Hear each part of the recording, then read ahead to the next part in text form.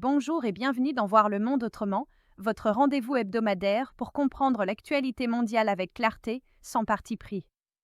Chaque semaine, nous faisons le point sur les faits marquants aux États-Unis, en Amérique latine, en Europe, en Afrique, en Asie et au Proche-Orient, pour vous offrir une vision globale, équilibrée et indépendante de l'information. Alors Chloé, que s'est-il passé cette semaine aux États-Unis d'Amérique? Le lundi 5 janvier 2026, à Washington, les données industrielles montrent un 10e mois consécutif de contraction de l'activité manufacturière américaine. L'indice concerné s'établit à 47,9, signalant une poursuite du ralentissement avec des pressions liées aux coûts et à l'emploi industriel. Les perspectives de rebond restent incertaines. Le mardi 6 janvier 2026, à Washington, des élus démocrates accusent une tentative de réécriture des événements du 6 janvier 2021 à l'approche de l'anniversaire de l'attaque du Capitole. Le débat ravive les fractures politiques au Congrès et relance les tensions entre majorité et opposition. Toujours le 6 janvier, la Maison-Blanche indique que Donald Trump évoque plusieurs scénarios concernant le Groenland, affirmant que toutes les options restent sur la table, y compris militaires. Des réactions rappellent la souveraineté du territoire et les implications stratégiques et diplomatiques, notamment pour les alliés. Autour du 6 janvier, à Washington, des rassemblements et contre-rassemblements sont signalés à proximité du Capitole.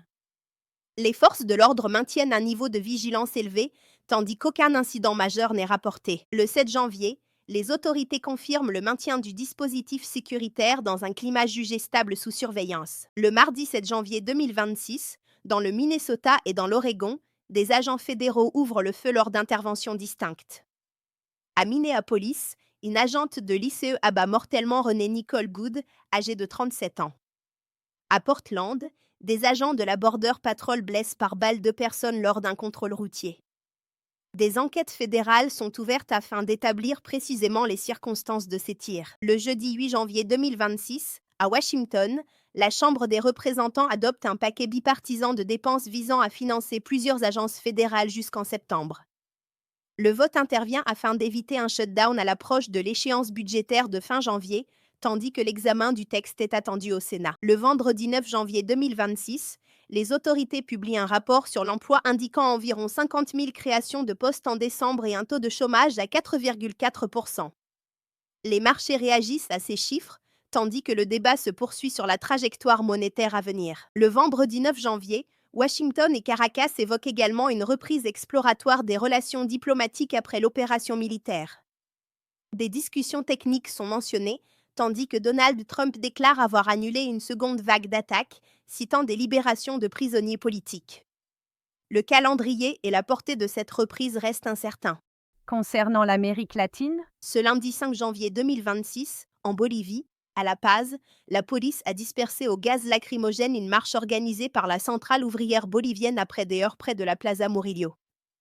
L'épisode est intervenu dans un contexte de contestation liée à la fin de subventions sur le gaz, sans indication immédiate d'une extension nationale. Le mardi 6 janvier 2026, à Caracas, la présidence vénézuélienne par intérim a annoncé 7 jours de deuil à la suite du raid mené contre le pays. Des mobilisations de soutien ont été observées, tandis que les autorités ont attribué la mort d'environ 2 douzaines d'officiers vénézuéliens à l'opération, sans bilan indépendant consolidé. Le mardi 7 janvier 2026, dans la journée, les autorités vénézuéliennes ont annoncé un bilan d'au moins 100 morts à la suite d'émeutes et de pillages à Caracas. Le gouvernement a accusé des groupes liés à l'opposition, accusation rejetée par cette dernière, tandis que le bilan final restait à confirmer. Le jeudi 8 janvier 2026, dans l'Atlantique Nord, près de l'Islande, les États-Unis ont annoncé la saisie d'un pétrolier lié au Venezuela, après plus de 2 semaines de poursuites.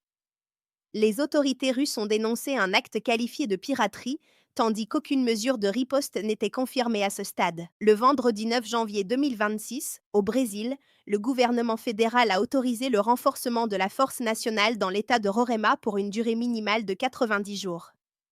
Le déploiement concerne notamment les zones de Boa Vista et Pacarema, dans un contexte de pression humanitaire et frontalière. Le vendredi 9 janvier 2026, depuis les États-Unis, Donald Trump a déclaré annuler une seconde vague d'attaques contre le Venezuela, évoquant des signes de coopération, dont des libérations de prisonniers politiques. Des organisations non gouvernementales ont indiqué qu'aucune libération massive n'avait été constatée à ce stade. Le vendredi 9 janvier 2026, sur les marchés financiers, des investisseurs ont exprimé un regain d'optimisme à l'égard de l'Amérique latine après les récents événements au Venezuela. Les anticipations portent sur des flux de capitaux potentiels dans un contexte de calendrier électoral régional chargé en 2026. Enfin, le vendredi 9 janvier 2026, les autorités espagnoles ont confirmé l'arrivée à Madrid de 5 personnes libérées au Venezuela, dont 4 ressortissants espagnols et une militante vénézuélienne espagnole. Le débat sur d'éventuelles libérations massives est resté ouvert. Qu'est-ce qui s'est passé cette semaine, Agatha? Le 5 janvier 2026, à Bruxelles, la Commission européenne enregistre une initiative citoyenne européenne portant sur l'éthique et la transparence des partis, ouvrant une phase officielle de collecte de soutien. Le 5 janvier 2026, à Berlin, un responsable allemand indique que la sécurité du Groenland pourrait être discutée dans un cadre autant si la situation l'exigeait, dans le contexte de déclarations américaines sur ce territoire autonome danois. Le 9 janvier 2026, dans la zone euro, des indicateurs économiques montrent une fin d'année 2025 plus résiliente que prévu, avec des ventes au détail en hausse, tandis que les exportations allemandes vers les États-Unis reculent sous l'effet de droits de douane. Europe, ce vendredi 9 janvier 2026, un nouveau rebondissement intervient dans le dossier de l'accord UE-Mercosur. La Commission européenne obtient un accord de principe des États membres, après avoir annoncé des concessions sur les droits d'engrais et des exemptions temporaires liées au mécanisme carbone aux frontières. Cette avancée intervient après plusieurs jours de discussions à Bruxelles visant à lever les blocages et à réunir une majorité qualifiée autour du projet de signature. Dans le même temps, la France a officiellement annoncé, la veille à Paris, qu'elle voterait contre l'accord, marquant une opposition formalisée au sein du Conseil. L'accord de principe ouvre désormais la voie aux étapes de signature, avant un traitement ultérieur au Parlement européen. Europe, ce vendredi 9 janvier 2026, une tempête hivernale majeure perturbe une large partie du nord-ouest du continent. La tempête baptisée Goretti provoque de fortes perturbations ferroviaires et aériennes en France, en Allemagne, aux Pays-Bas et au Royaume-Uni, après un premier épisode de neige et de verglas observé plus tôt aux Pays-Bas. Depuis le 6 janvier, des trains ont été stoppés et des centaines de vols annulés, notamment autour de Schiphol, avant une aggravation de la situation avec l'extension du phénomène météorologique. Les autorités font état d'environ 380 000 foyers privés d'électricité en France, devant dépassant 150 km/h, et de nombreuses annulations, dont environ 40 vols à Hambourg et près de 80 chez KLM.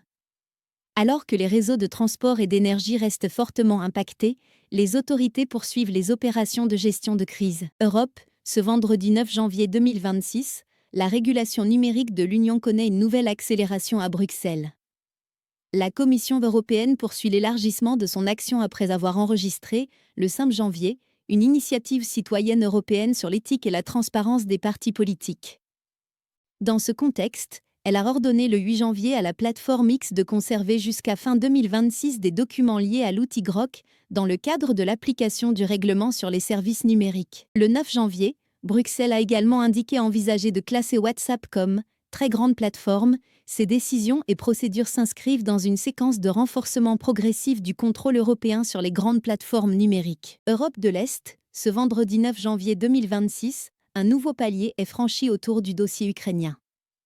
Après des discussions à Paris entre les alliés de Kiev sur des garanties de sécurité et un cadre post-cessez-le-feu, la Russie a averti le 8 janvier que toute force occidentale déployée en Ukraine serait considérée comme une cible légitime. Le 9 janvier, une frappe russe dite Oreshnik est signalée près de Lviv, à proximité de la frontière de l'OTAN.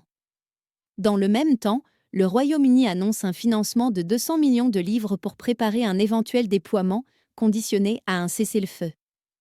Une séquence qui combine avertissements militaires et préparatifs occidentaux. Et en Afrique, Mia, quelle nouvelle marquante? Afrique australe, ce lundi 5 janvier 2026, en Afrique du Sud, le rang s'est maintenu autour de 16,5050 pour $1, selon les données suivies par les marchés à Johannesburg. Les investisseurs réagissent à la demande sud-africaine d'une réunion urgente du Conseil de sécurité de l'ONU après l'action militaire américaine au Venezuela. Cette démarche diplomatique place le facteur géopolitique au centre de l'attention des marchés dans un contexte d'incertitudes internationales. Aucun nouvel élément chiffré n'a été communiqué depuis cette date, mais le climat reste suivi de près par les analystes. Le lundi 5 janvier 2026, au Mali, une attaque visant la mine d'or de Morila a été signalée. Des équipements ont été incendiés et 7 employés du site ont été retenus avant d'être relâchés, selon une source du ministère des Mines citée dans les éléments disponibles. L'auteur exact de l'attaque et son impact économique n'étaient pas précisés. Le mardi 6 janvier 2026, au Ghana, le Ghana Statistical Service a annoncé un ralentissement de l'inflation à 5,4% en décembre 2025 contre 6,3% en novembre, marquant un 12e mois consécutif de baisse. Les autorités ghanéennes et la Banque du Ghana suivent cette évolution dans un contexte macroéconomique en cours de stabilisation, sans indication confirmée sur la tendance pour l'année 2026. Ce 6 janvier 2026, en Côte d'Ivoire, les autorités économiques ont fixé un objectif de mobilisation des ressources non fiscales du Trésor public pour l'année 2026 à 234,43 milliards de francs CFA. Cette annonce s'inscrit dans une stratégie de renforcement des recettes intérieures, sans précision supplémentaire sur le calendrier ni sur les impacts attendus. Le même 6 janvier 2026, en Côte d'Ivoire, les autorités environnementales ont qualifié d'accidentelle une pollution par produits pétroliers observée sur plusieurs plages du littoral. Un suivi technique a été annoncé, tandis que l'origine exacte, l'étendue de la pollution et ses impacts environnementaux restaient à préciser. Ce même 6 janvier 2026, au nord du Bénin, les forces armées béninoises ont annoncé avoir neutralisé 45 individus qualifiés de terroristes. Cette information correspond à une version officielle, communiquée dans un contexte de pression sécuritaire persistante aux frontières septentrionales, sans vérification indépendante fournie dans l'élément consulté. Enfin, le vendredi 9 janvier 2026, une alerte humanitaire a été lancée concernant le Soudan, où les ménages dirigés par des femmes sont jugés 3 fois plus exposés à l'insécurité alimentaire. Selon les données communiquées, plus de 21 millions de personnes sont en situation d'insécurité alimentaire aiguë et 34 millions ont besoin d'aide humanitaire, dans un contexte d'accès encore incertain dans plusieurs régions du pays. Afrique de l'Est, ce mardi 7 janvier 2026, en Ouganda, le gouvernement a confirmé l'interdiction des retransmissions en direct des émeutes et de processions jugées illégales avant la présidentielle du 15 janvier. La mesure, annoncée à Kampala par les autorités du président Yoweri Museveni, vise officiellement à encadrer la sécurité durant la campagne, alors que l'opposition conduite par Bobi Wine dénonce des restrictions. Dans ce contexte, le Haut-Commissariat de l'ONU aux droits de l'homme a alerté depuis Genève sur un climat de répression et d'intimidation visant opposants, journalistes et sociétés civiles. Afrique de l'Ouest, ce lundi 5 janvier 2026, au Nigeria, une attaque armée a visé le marché de Kasuandaji, dans l'état de Niger, faisant au moins 30 morts selon la police locale. L'assaut, attribué par les autorités à des hommes armés qualifiés de « bandits », a touché une zone civile fréquentée au moment des faits.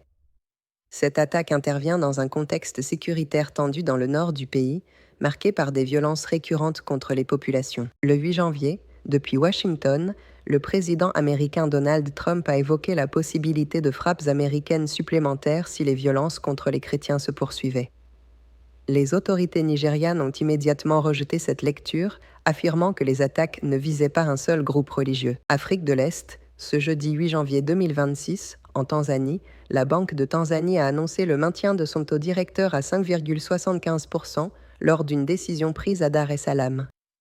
Cette orientation monétaire intervient dans un contexte national marqué par des tensions politiques persistantes depuis l'élection du 29 octobre 2025. Le 9 janvier, une enquête publiée a fait état de violences post-électorales, évoquant des tirs de policiers contre des civils à Manza, Dar es Salaam et Arusha, sur la base de témoignages et de vidéos vérifiées.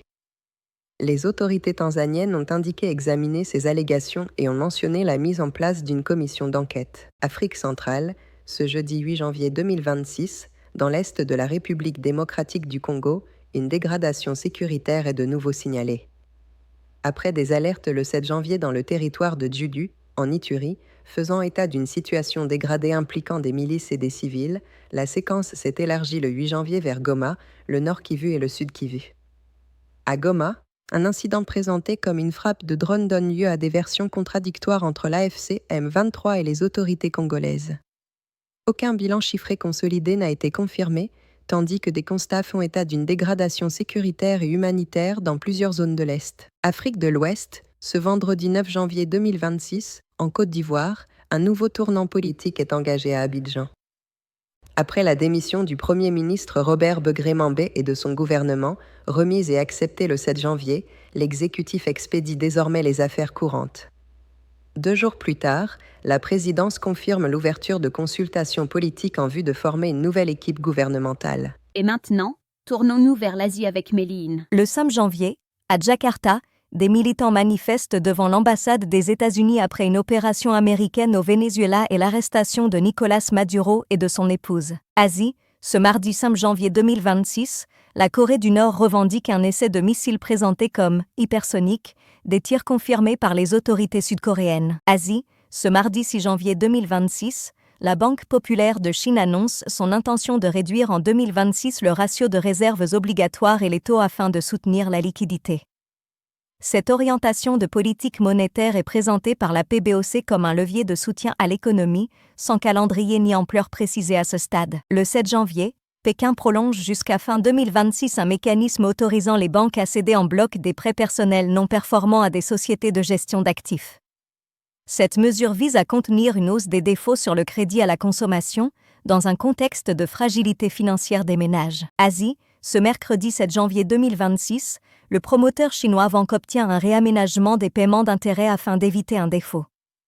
Cette mesure intervient après des signaux de soutien macroéconomique et de gestion du risque de crédit décrits en Chine les jours précédents. Des banques, dont Bank of China, acceptent un report des paiements d'intérêt de Vanke, avec des échéances repoussées jusqu'au mois de septembre. L'opération est menée avec la coordination évoquée d'une entité publique de la ville de Shenzhen, dans un contexte de tensions persistantes sur le secteur immobilier. Le vendredi 9 janvier 2026, à Séoul, un tribunal reporte au 13 janvier la réquisition dans le procès pour insurrection visant l'ex-président Yoon Suk-yeol. Qu'en est-il du Proche-Orient, Karim? Proche-Orient, ce lundi 5 janvier 2026, l'Organisation des Nations Unies dresse un point humanitaire critique dans la bande de Gaza. Entre le 3 et le 5 janvier, l'ONU signale des victimes et de fortes tensions humanitaires, selon ses agences et partenaires médicaux. Dans ce contexte, une mesure opérationnelle est annoncée avec la réactivation partielle de services de santé sur le territoire. Au total, 35 points de santé ont été réactivés et 25 nouveaux ouverts, sous contrainte de sécurité et de logistique. L'ONU précise que la continuité de ces services reste fragile et dépend des conditions d'accès.